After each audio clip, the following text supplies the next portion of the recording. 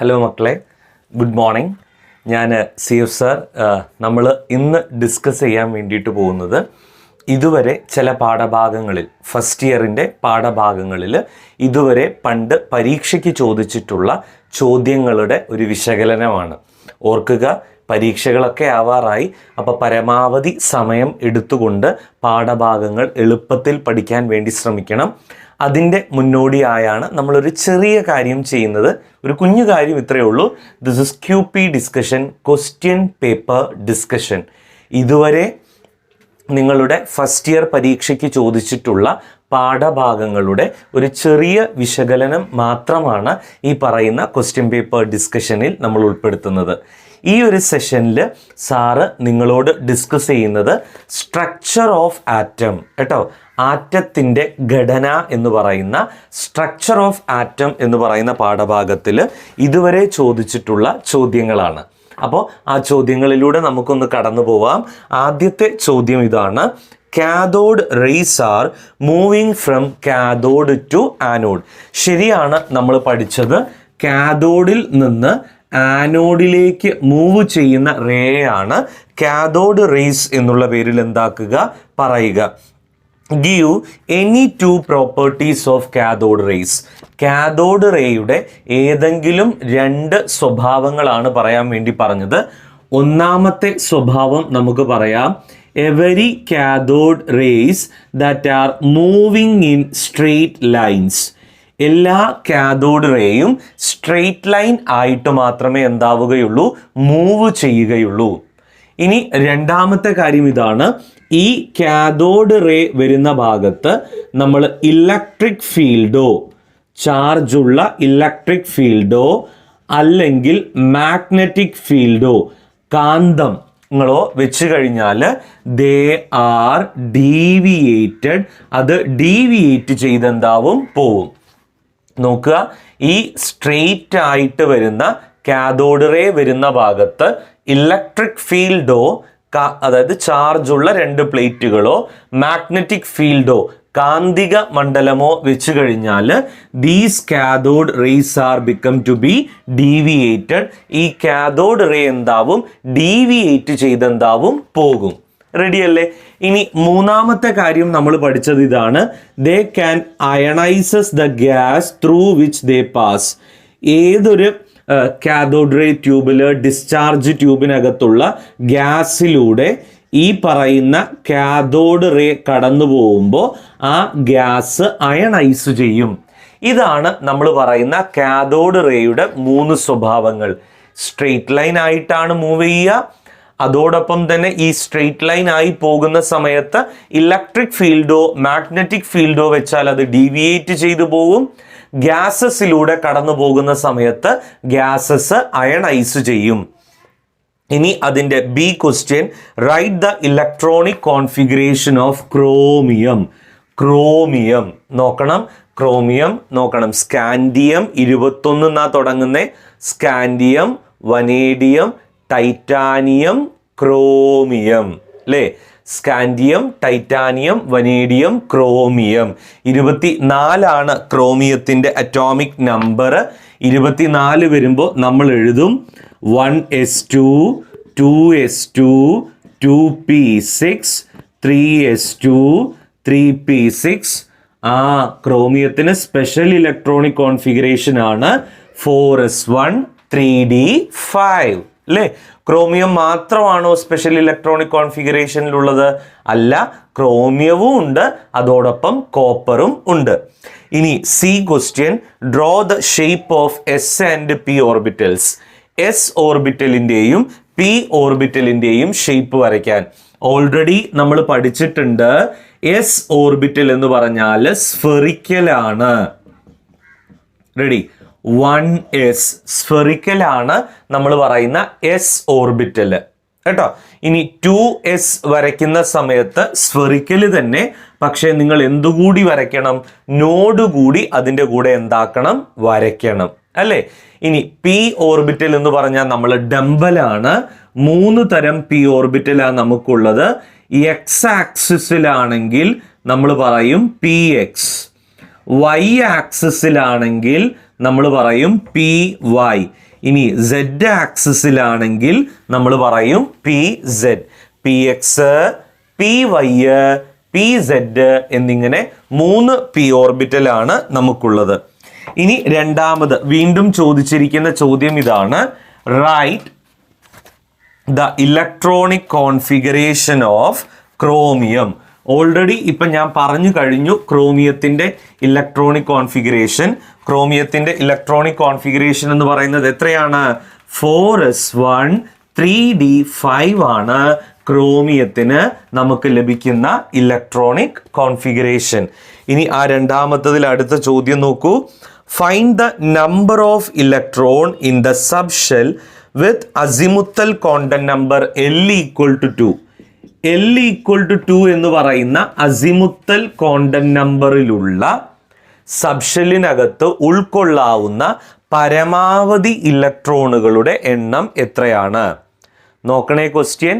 L എന്ന് പറയുന്നത് 2 ആകുന്ന അസിമുത്തൽ ക്വാണ്ടം നമ്പർ ഉള്ള സബ്ഷെല്ലിനകത്ത് ഉൾക്കൊള്ളാവുന്ന പരമാവധി ഇലക്ട്രോണുകളുടെ എണ്ണം എത്രയാണ് എന്നാണ് എന്താക്കിയിട്ടുള്ളത്, ചോദിച്ചിട്ടുള്ളത്. നോക്കണം. L ഈക്വൽ ടു 0 ആണെങ്കിൽ S സബ്ഷെല്ലാണ്. L ഈക്വൽ ടു 1 ആണെങ്കിൽ P സബ്ഷെല്ലാണ്. L ഈക്വൽ ടു 2 ആണെങ്കിൽ D സബ്ഷെല്ലാണ്. L ഈക്വൽ ടു 3 ആണെങ്കിൽ F സബ്ഷെൽ ആണ്. L ഈക്വൽ ടു 2 എന്ന് പറയുമ്പോൾ D സബ്ഷെൽ അല്ലേ? D സബ്ഷെല്ലിൽ ഉൾക്കൊള്ളാവുന്ന പരമാവധി ഇലക്ട്രോണുകളുടെ എണ്ണം എന്ന് പറയുന്നത് എത്രയാണ്? 10 ആണ് അല്ലേ? 1 ആവുമ്പോൾ അല്ലെങ്കിൽ P ആവുമ്പോൾ എത്രയാണ്? 6, S ആവുമ്പോൾ 2, F ആവുമ്പോൾ 14 ഇലക്ട്രോണുകളാണ് എന്താവുക, ഉൾക്കൊള്ളുക. ഇനി അടുത്ത ചോദ്യം, represent the orbital with quantum number n equal to 1 L equal to 0. n equal to 1 L equal to 0 എന്ന് പറയുന്ന ഓർബിറ്റല് റെപ്രസെന്റ് ചെയ്യാനാണ് പറഞ്ഞിരിക്കുന്നത്.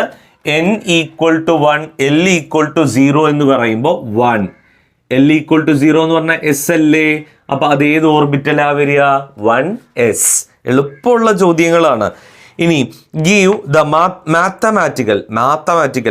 Mathematical representation of Heisenberg's uncertainty principle and its one important significance. ഹെയ്സൻബർഗിൻ്റെ uncertainty പ്രിൻസിപ്പിളിൻ്റെ mathematical representation പറയാനും അതിൻ്റെ importance, അതായത് significance പറയാനുമാണ് പറയുന്നത്. ഹെയ്സൻബർഗിൻ്റെ അൺസർട്ടനിറ്റി പ്രിൻസിപ്പിളിൻ്റെ മാത്തമാറ്റിക്കൽ റെപ്രസെൻറ്റേഷൻ ഇങ്ങനെയാണ്: delta X into M into delta V greater than or equal to h/4π. Delta X into M into delta V which is greater than or equal to h/4π. ഇനി എന്താണ് ഈ ഹെയ്സൻബർഗിൻ്റെ uncertainty പ്രിൻസിപ്പിളിൻ്റെ mathematical significance അല്ലെങ്കിൽ significance എന്ന് ചോദിച്ചാൽ, this is only applicable four microscopic objects. ഈ പറയുന്ന ഹെയ്സൻബർഗിൻ്റെ അൺസർട്ടനിറ്റി പ്രിൻസിപ്പിള് മൈക്രോസ്കോപ്പിക് ഒബ്ജക്റ്റുകൾക്ക് മാത്രമാണ് ബാധകം. മാക്രോസ്കോപ്പിക് ഒബ്ജക്റ്റുകൾക്ക് ഇതെന്തല്ല, ബാധകം അല്ല. ഇലക്ട്രോണുകളെ പോലെയുള്ള മൈക്രോസ്കോപ്പിക് ഒബ്ജക്റ്റുകൾക്കാണ് ഇത് ബാധകം. ഇനി Bohr was the first to explain the structure of hydrogen atom and spectrum. മൂന്നാമത്തെ ചോദ്യം, give the main postulates of Bohr model. Bohr മോഡലിൻ്റെ മെയിൻ പോസ്റ്റുലേറ്റ്സ് പറയാനാണ്.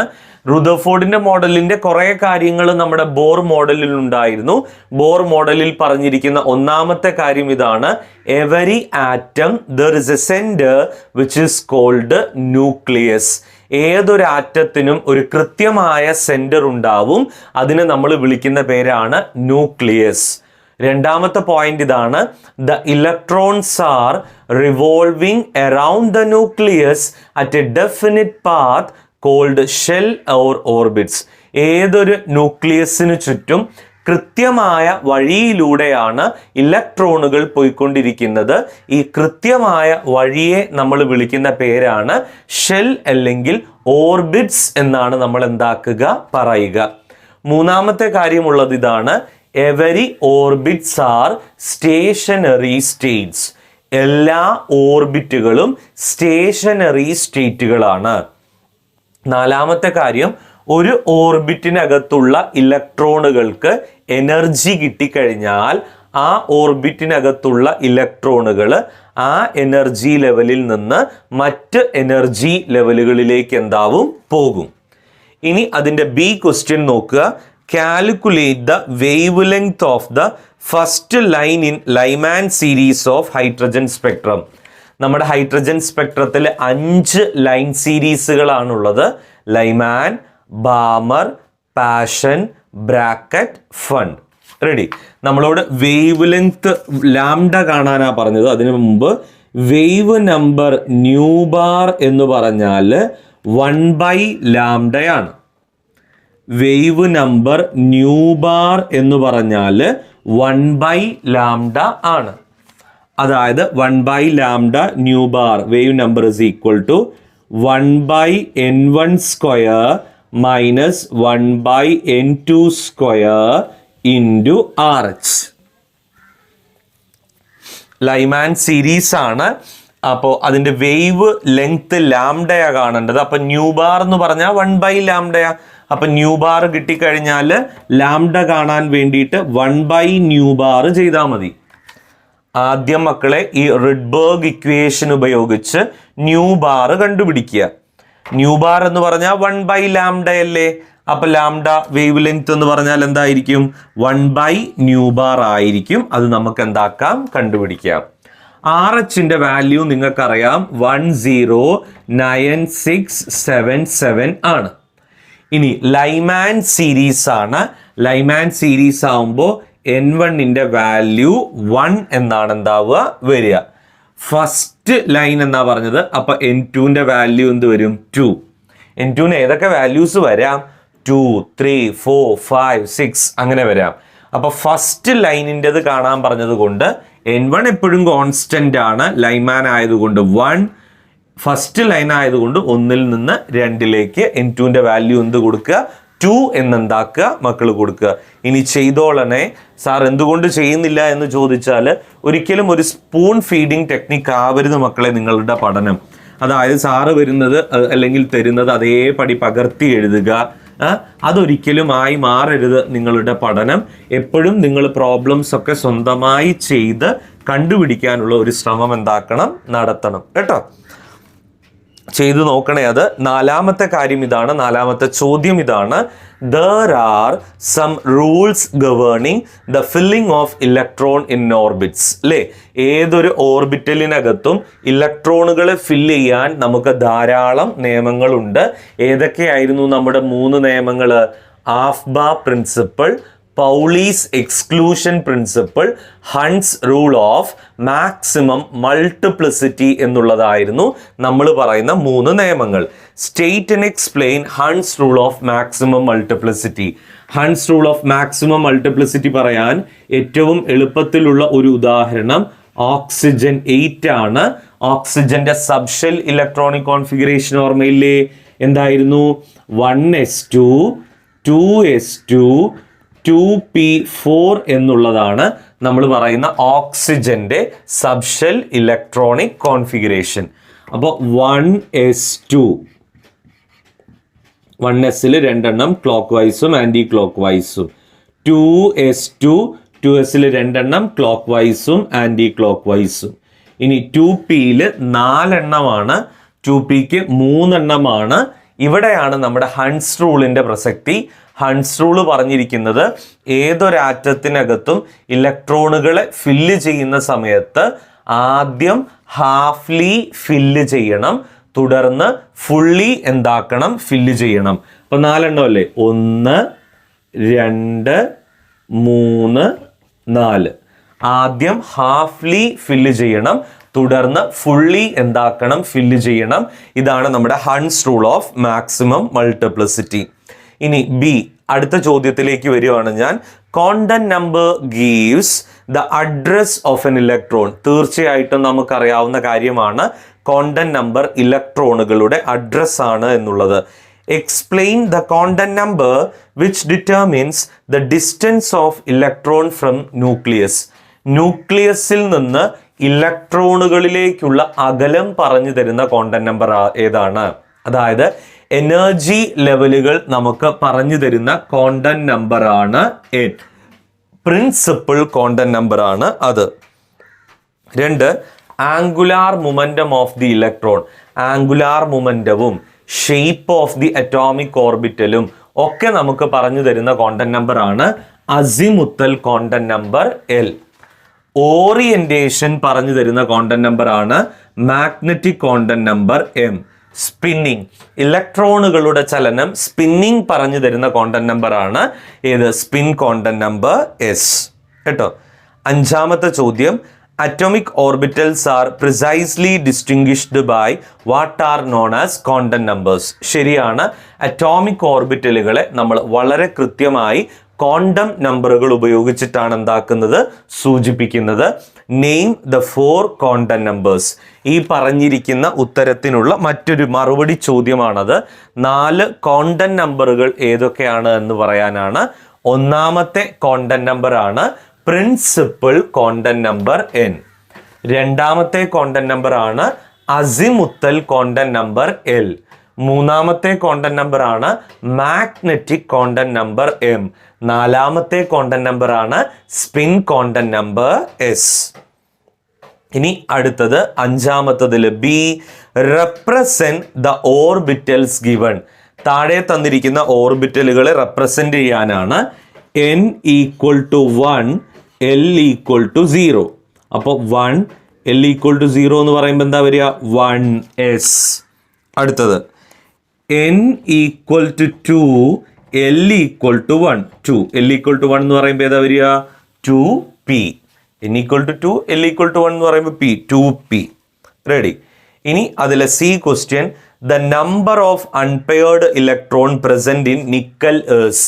നിക്കലിനകത്തുള്ള അൺപെയർഡ് ഇലക്ട്രോണുകളുടെ എണ്ണം എത്രയാ എന്നാണ് ചോദ്യം.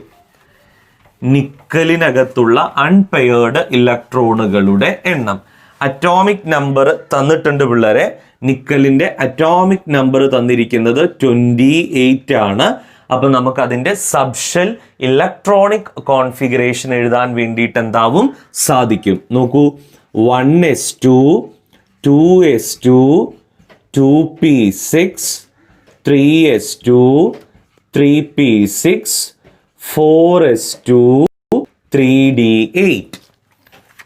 1s2, 2s2, 2p6, 3s2, 3p6, 4s2, 3d8. അപ്പോൾ 4s2, 4s2. ഇനി 3d, d എന്ന് പറയുമ്പോൾ 5 എണ്ണം ഇല്ലേടാ? 3d8 എന്നാ പറഞ്ഞിരിക്കുന്നത്. 3d8. Hund's rule of maximum multiplicity മറന്നു പോകരുത്. 3d8. 1, 2, 3, 4, 5, 6, 7, 8. റെഡി. ഇനി മക്കൾ പറഞ്ഞേ, ഇതിനകത്ത് എത്ര അൺപെയർഡ് ഇലക്ട്രോണുകൾ ഉണ്ട്? ജോഡി ചേരാത്ത 2 എണ്ണമാണുള്ളത്. അപ്പോൾ 2 അൺപെയർഡ് ഇലക്ട്രോണുകളാണ് ഉള്ളത് അല്ലേ? ജോഡി ചേരാത്ത ഇലക്ട്രോണുകൾ 2 എണ്ണമല്ലേ ഉള്ളൂ. അപ്പോൾ 2 അൺപെയർഡ് ഇലക്ട്രോൺ ആണ് ഉള്ളത്. ഇനി 6ാമത്തെ ചോദ്യം നോക്കൂ. The quantum number provides the valuable information regarding electron in an atom. Which one of the following statement is correct about quantum mechanics? Quantum മെക്കാനിക്സുമായി ബന്ധപ്പെട്ട് ശരിയായ പ്രസ്താവന താഴെ തന്നിരിക്കുന്നതിൽ ഏതാണ് എന്നാണ്. 1ാമത്തത് ഇതാണ്. The principal quantum number can have fractional values. Principal quantum number n-ന് fractional values വരും. തെറ്റാണത്. ഒരിക്കലും ക്വാണ്ടം നമ്പറുകൾ സ്പിൻ ക്വാണ്ടം നമ്പർ ഒഴികെ ബാക്കിയൊന്നും ഫ്രാക്ഷണൽ വാല്യൂസ് എന്താവില്ല, വരില്ല. 2, azimuthal quantum number defines the 3-dimensional shape of the orbital. ശരിയാണ്. അസിമുത്തൽ ക്വാണ്ടം നമ്പർ ആണ് നമുക്ക് ഷേപ്പ് ഓഫ് ദ ഓർബിറ്റൽ എന്താകുന്നത്? പറഞ്ഞു തരുന്നത്. മൂന്നാമത്തേത് the magnetic quantum number determines the size of the orbital. Magnetic quantum number orbital size പറയുന്നു. അതെന്താണ്? തെറ്റാണ്. Magnetic quantum number ഒരിക്കലും സൈസ് എന്താകുന്നില്ല, പറയുന്നില്ല. നാലാമത്തേത് spin quantum number gives the information about the spatial orientation of the orbital with respect to standard set of coordinate axes. അതും തെറ്റാണ്. Spin quantum number അല്ല spatial orientation തരുന്നത് മാഗ്നറ്റിക് ക്വാണ്ടം നമ്പർ ആണ്. ഇനി അതിലെ അടുത്ത ചോദ്യം, A photon has A wave length of 3.5 angstrom. Wave length lambda തന്നിട്ടുണ്ട് 3.5 ആങ്സ്ട്രോം എന്ന്. ആങ്സ്ട്രോമിനെ മീറ്ററിലേക്ക് മാറ്റണം. 3.5 × 10⁻⁻10 metre. Then calculate its mass. Mass ആണ് നമ്മളോട് കണ്ടുപിടിക്കാൻ വേണ്ടി പറഞ്ഞിരിക്കുന്നത്. എച്ച് എന്ന് പറയുന്ന പ്ലാങ്ക്സ് കോൺസ്റ്റന്റിന്റെ വാല്യൂ തന്നിട്ടുണ്ട് 6.626 × 10⁻34 എന്ന്. വെലോസിറ്റി തന്നിട്ടുണ്ട് 3 × 10⁸ മീറ്റർ/സെക്കൻഡ് എന്നും. റെഡി? അപ്പോൾ വേവ് ലെങ്ത് കണ്ടുപിടിക്കാനുള്ള ഇക്വേഷൻ ഇതാണ്. Lambda = h/mv. റെഡി? മാസ് നിങ്ങൾക്ക് അറിയില്ലല്ലോ, അതുകൊണ്ട് m = h/λv. ലാംഡ = h/mv ആണ്. മാസ് ആണ് കണ്ടുപിടിക്കേണ്ടത്. അപ്പം m = h/λv. എച്ചിന്റെ വാല്യൂ നിങ്ങൾക്കറിയാവുന്നതാണ്. ദിസ് ഈസ് 6.626 × 10⁻34 ഡിവൈഡഡ് ബൈ ലാംഡയുടെ വാല്യൂ അറിയാം 3.5 × 10⁻10 ഇൻറ്റു വെലോസിറ്റി ക്വസ്റ്റ്യനിൽ തന്നിട്ടുണ്ട് 3 × 10⁸. റെഡി? അതുപയോഗിച്ച് നിങ്ങൾക്ക് എളുപ്പത്തിൽ എന്ത് കണ്ടുപിടിക്കാം? മാസ് എന്താക്കാം? കണ്ടുപിടിക്കാം. കേട്ടോ? കണ്ടുപിടിച്ചേക്കണേ. ഇതൊന്നും ഇങ്ങനെ ചെയ്തു തരാത്തത് ഞാൻ പറഞ്ഞല്ലോ, എല്ലാം ഇങ്ങനെ വായിൽ കരണ്ടി വെച്ച് തരുന്ന കൂട്ടാവും. അത് വേണ്ട നമുക്ക്. ഏഴാമത്തെ ചോദ്യം, the uncertainty principle contributed significantly in the formulation of the quantum mechanical model of atom. Which one of the following statement is correct about the uncertainty principle? Uncertainty പ്രിൻസിപ്പിളുമായി ബന്ധപ്പെട്ട് നമ്മൾ പറയുന്നതിൽ ശരിയായത് ഏതാണ്? എല്ലാം തെറ്റിച്ച് തന്നാൽ പിന്നെ ശരിയായത് കണ്ടുപിടിക്കേ നിവർത്തിയുള്ളൂ. ഒന്നാമത്തത്, the exact position and exact momentum of electron in an atom can be determined simultaneously. തെറ്റാണത്. ഒരാറ്റത്തിൻ്റെ എക്സാക്ട് പൊസിഷനും മൊമെന്റവും ഒരേ സമയം നമുക്ക് കണ്ടുപിടിക്കാൻ സാധിക്കുകയില്ല. രണ്ട്, it is a consequence of the dual behaviour of matter and radiation. അങ്ങനെ നമുക്ക് പറയാൻ പറ്റത്തില്ല. മൂന്നാമത്തത്, it is significant only for the motion of microscopic objects and it is negligible for the macroscopic objects. അത് ശരിയാണ്. മൈക്രോസ്കോപ്പിക് ഒബ്ജക്റ്റുകൾക്ക് മാത്രമായിട്ടാണ് നമ്മൾ അൺസർട്ടനിറ്റി പ്രിൻസിപ്പിൾ പറയുന്നത്. മാക്രോസ്കോപ്പിക് ഒബ്ജക്റ്റുകൾക്ക് ഇതെന്തല്ല, ബാധകം അല്ല. നാലാമത്തത്, it supports the existence of definite paths or trajectories of electrons and other similar particles. അതും തെറ്റാണ്. ഒരു ഡെഫിനിറ്റ് പാത്തിനെ പറ്റി പറയുന്ന സംവിധാനം ഒന്നും അല്ല ഈ പറയുന്ന ഹെയ്സൻബർഗിൻ്റെ അൺസർട്ടനിറ്റി പ്രിൻസിപ്പിൾ. അപ്പോൾ it is only applicable for ഏത് microscopic objects, not for the macroscopic objects. കേട്ടോ? ഇനി അതിൻ്റെ B question, an electron is moving with a velocity തന്നിട്ടുണ്ട് 2.5 × 10⁻6 മീറ്റർ/സെക്കൻഡ് ആണ്. If the uncertainty in velocity is 0.1%, ഈ വെലോസിറ്റിയുടെ 0.1% ആണ് അതിൻ്റെ എന്ത്, അൺസർട്ടനിറ്റി. അതായത് delta V, uncertainty in velocity എന്ന് പറയുന്നത് ഇതിൻ്റെ 0.1% ആണ്. അപ്പോൾ 2.5 × 10⁻6 × 0.1/100. റെഡി? ഈ വെലോസിറ്റിയുടെ 0.1% ആണ് എന്ത് അൺസർട്ടനിറ്റി. അപ്പോൾ അതായത് 2500 m/s. Ready? Calculate the uncertainty in position. നമ്മളോട് അൺസർട്ടനിറ്റി ഇൻ പൊസിഷൻ കണ്ടുപിടിക്കാനാണ് പറഞ്ഞിരിക്കുന്നത്. നോക്കുക, നമ്മൾ പഠിച്ചിട്ടുണ്ട് delta X into M into delta V equal to h/4π ആണ്. പ്രോബ്ലം ചെയ്യുമ്പോൾ ഗ്രേറ്റർ ദാൻ എന്നുള്ള സൈൻ ഒഴിവാക്കി നമ്മൾ അവിടെ ഈക്വൽ ടു എന്നെടുക്കും. Uncertainty in position delta X ആണ് കണ്ടുപിടിക്കാൻ പറഞ്ഞത്. അപ്പോൾ delta X is equal to h/4π into M into delta V. അപ്പോൾ h/4π into mass of electron ക്വസ്റ്റ്യനിൽ വളരെ ക്ലിയർ ആയി തന്നിട്ടുണ്ട്. 9.1 ഇൻറ്റു 10⁻⁻31 ഇൻറ്റു 2500 m/s. സബ്സ്റ്റിറ്റ്യൂട്ട് ചെയ്യുക, വാല്യൂ കാണാം. അല്ലോ ഇവിടെ ഒരു കാര്യം ചെയ്തില്ലല്ലോ, എച്ചിൻ്റെ വാല്യൂ സബ്സ്റ്റിറ്റ്യൂട്ട് ചെയ്യാൻ മറക്കരുത്. എച്ചിൻ്റെ വാല്യൂ 6.626 ഇൻറ്റു 10⁻⁻34 കേട്ടോ. റെഡി? ക്ലിയർ അല്ലേ? ചെയ്യാൻ മനസ്സിലാവൂലേ നിങ്ങൾക്ക് എല്ലാവർക്കും? എളുപ്പമാണ് കേട്ടോ. ദെൻ ഇനി 8ാമത്തെ ചോദ്യം, 9ാമത്തെ ചോദ്യം ഇനി ബാക്കി നിങ്ങൾ സോൾവ് ചെയ്തോളണം.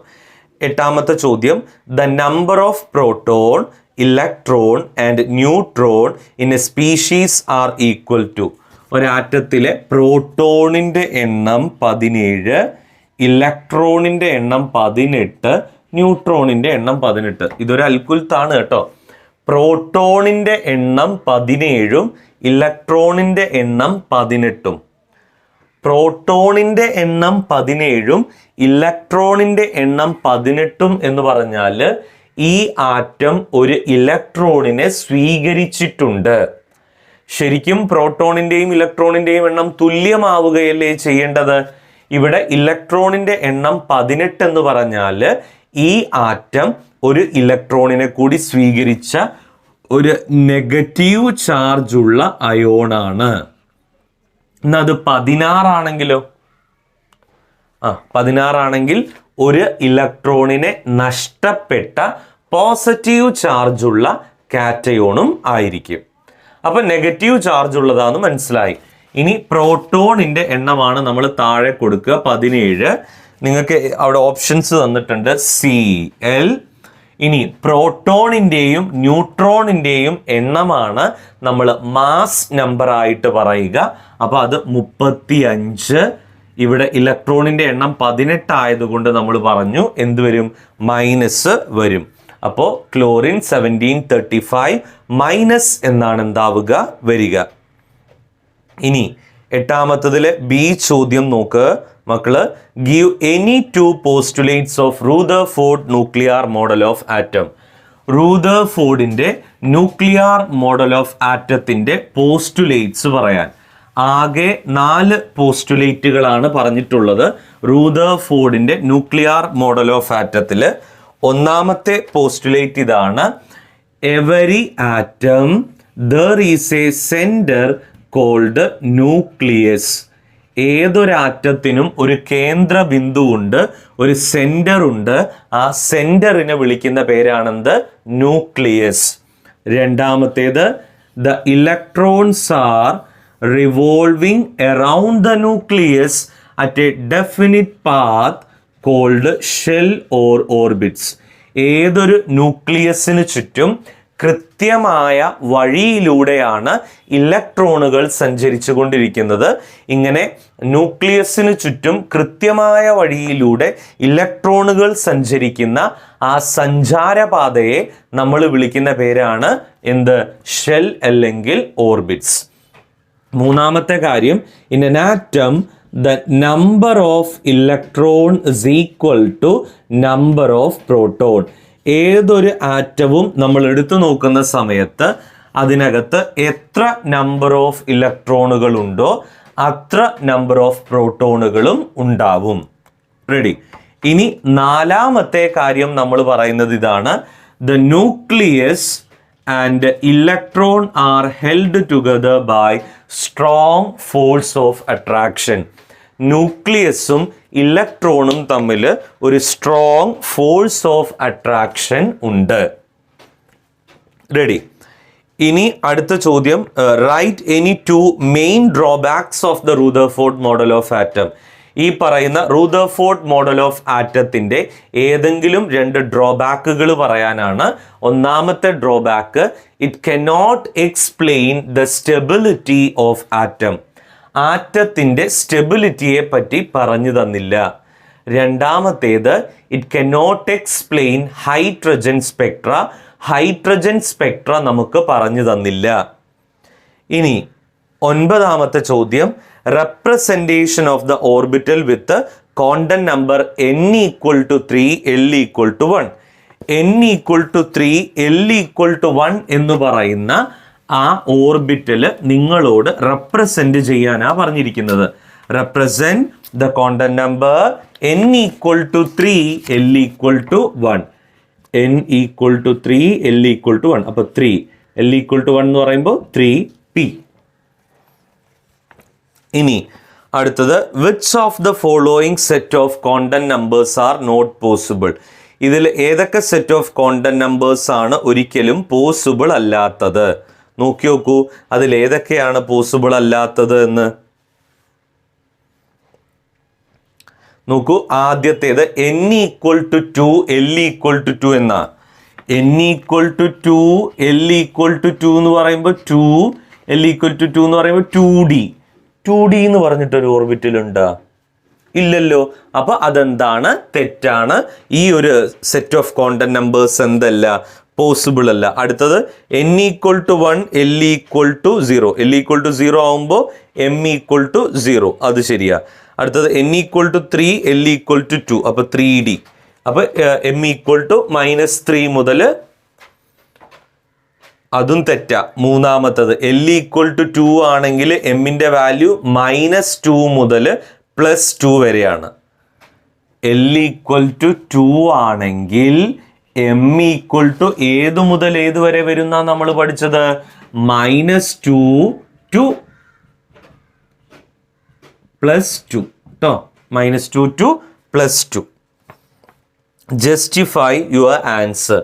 പറയുക, 2D എന്ന് പറയുന്ന സബ്ഷെല്ല് ഒരിക്കലും എക്സിസ്റ്റ് ചെയ്യുന്നില്ല. അസിമുത്തൽ ക്വാണ്ടം നമ്പറും മാഗ്നറ്റിക് ക്വാണ്ടം നമ്പറും തമ്മിലൊരു റിലേഷൻ ഉണ്ട്. If L can have a values, the magnetic quantum number becomes -L2 + L. ഇനി 10ാമത്തെ ലാസ്റ്റ് ചോദ്യത്തിലേക്ക് എത്തി കേട്ടോ. 10ാമത്തെ ചോദ്യം ഇതാണ്, write the subshell vice electronic configuration of the following elements. ഒന്ന് കോപ്പറും ക്രോമിയവും പറഞ്ഞു തന്നു കഴിഞ്ഞതാണ്. ക്രോമിയത്തിൻ്റെ ഇലക്ട്രോണിക് കോൺഫിഗറേഷൻ അവസാനിക്കുക 4s1 3d5 എന്നാണ്. കോപ്പറിൻ്റെ ഇലക്ട്രോണിക് കോൺഫിഗറേഷൻ അവസാനിക്കുക 4s1 3d10 എന്നാണ്.